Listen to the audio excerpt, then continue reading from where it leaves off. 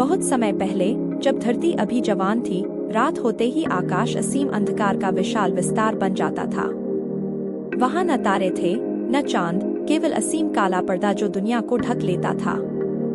धरती के लोग रात के अंधकार से डरते थे, क्योंकि वे कुछ नहीं देख सकते थे और अंधेरे में अकेले महसूस करते थे।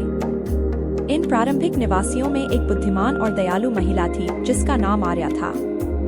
वह अपनी बुद्धिमत्ता और प्रकृति से गहरे संबंध के लिए जानी जाती थी। आर्या अक्सर सोचती थी कि रात इतनी अंधेरी और बिना रोशनी के क्यों है। वह घंटों बैठकर आकाश की ओर निहारती और सोचती कि वह अंधकार में कैसे रोशनी ला सकती है। एक रात, जब वह नदी के किनारे बैठकर रात के अंधकार पर विचार कर रही थी, एक हल्की हवा ने पत्तों को सरसराया और एक मधुर, सुरम्य आवाज ने उससे बात की। यह धरती माता की आवाज थी, जो ग्रह की आत्मा थी। आर्या, तुम इतनी चिंतित क्यों दिख रही हो? धरती माता ने पूछा। आर्या ने सिर झुकाकर आदरपूर्वक उत्तर दिया, माँ, रातें अंधकार से भरी हुई हैं और लोग डर में जीते हैं। हमें रात के लिए एक प्रकाश की आवश्यकता है, जो हमें मार्गदर्शन दे। धरती माता आर्या की अपने लोगों के प्रति चिंता से प्रभावित हुई।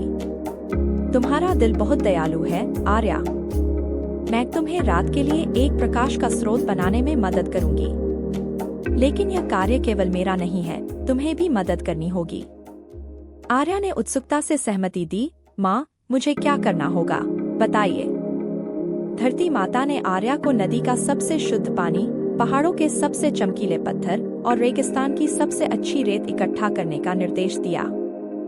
आर्या अपनी यात्रा पर निकल पड़ी, हर तत्व को सावधानी और श्रद्धा के साथ इकट्ठा करती हुई। आर्या की यात्रा लंबी और कठिन थी। वह सबसे चमकीले पत्थर खोजने के लिए ऊंचे पहाड़ों तक गई, सबसे शुद्ध पानी इकट्ठा करने के लिए नदी के गहरे हिस्सों में गई और सबसे अच्छी रेत इकट्ठा करने के लिए तपती हुई रेगिस्तान को पार किया। हर तत्व जो उसने इकट्ठा किया, उसकी प्रतिबद्धता और अपने लोगों के प्रति प्रेम का प्रमाण था। जब आर्या तत्वों के साथ वापस आई, तो धरती माता ने उसे एक पवित्र उपवन की ओर मार्गदर्शन किया, जो जंगल की गहराई में छिपा हुआ था।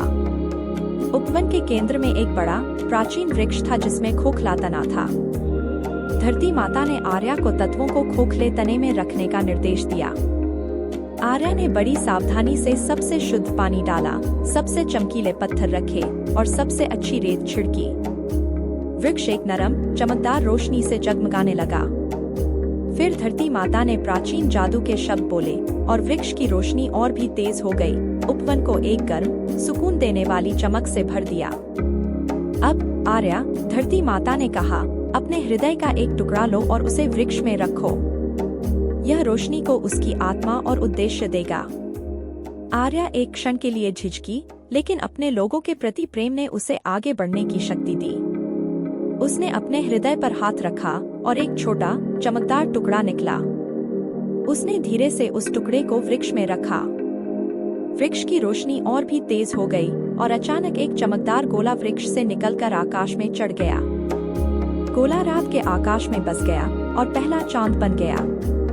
उसकी कोमल रोशनी ने धरती को नहलाया, अंधकार को दूर कर दिया और लोगों को सांत्वना दी। रात अब डर का समय नहीं रही, बल्कि शांति और चिंतन का समय बन गई। धरती के लोग पहले चांद का जन्म देखकर हैरान थे।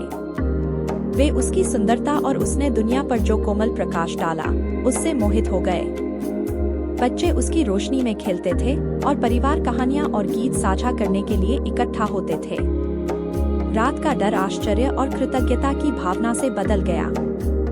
आर्या को एक नायक के रूप में मनाया गया, लेकिन उसने विनम्रता से इसका श्रेय धरती माता को उनकी मार्गदर्शन के लिए और प्रकृति की शक्ति को चांद बनाने के लिए दिया।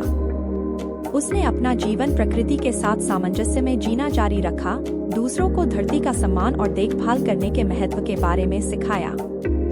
चांद अंधकार में आशा और प्रकाश का प्रतीक बन गया। उसने यात्रियों को मार्गदर्शन किया, रात में काम करने वालों के लिए रास्ता रोशन किया और सभी के लिए सुरक्षा की भावना प्रदान की। लोगों ने पूर्णिमा का उत्सव मनाना शुरू किया, उत्सवों और समारोहों के साथ उस रोशनी को सम्मानित किया जिसने उनके जीवन को बदल दिया था। समय के साथ आर्या वृद्ध हो गई, लेकिन उसकी आत्मा मजबूत रही।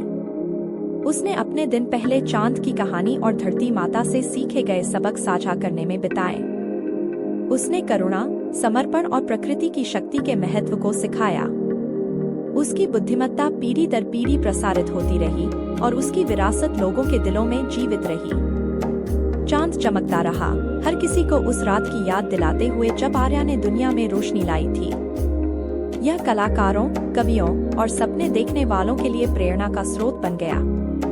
आर्या और पहले चांद की रचना की कहानी को बार बार बताया गया, एक कालातीत कथा बन गई।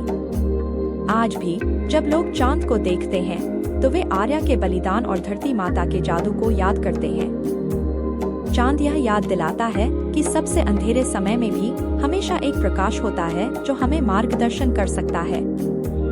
यह आशा, दृढ़ता और मानवता और प्रकृति के बीच के स्थायी संबंध का प्रतीक है। अंत में, पहले चांद की कहानी केवल सृष्टि की कथा नहीं है, बल्कि प्रेम की शक्ति और मानव आत्मा की मजबूती का प्रमाण है।